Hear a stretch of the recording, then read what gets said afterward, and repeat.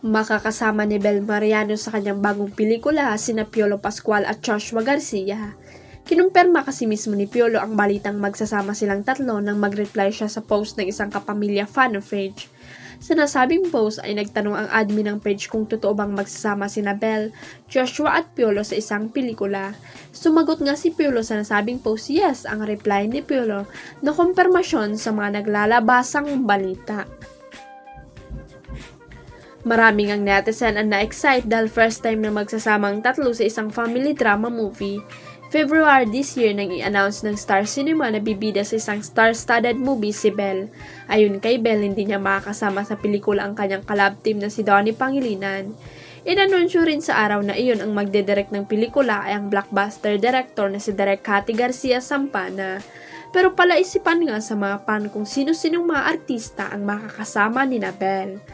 Ngayong kumpirmado ng pagsasama nila Bel, Joshua at Piolo, abangers naman ang fans sa per-shooting nila na magsisimula this week.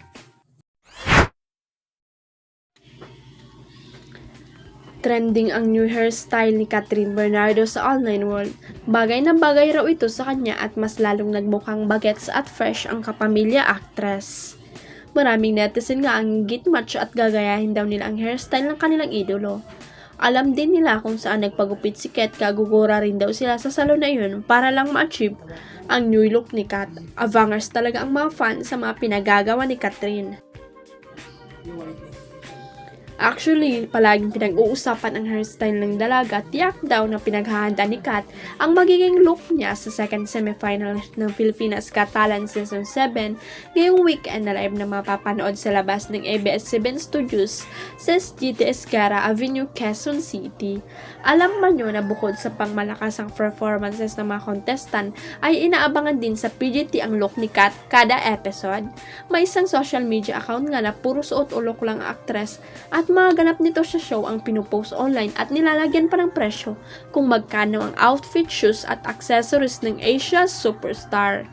Anyway, patapos na nga ang talent show kung saan urado si Kat, kaya abangers na ang fans niya sa susunod ng show sa kapamilya. Huwag kalimutang i-click ang subscribe button at i-ring ang notification bell para sa latest at legit chika updates.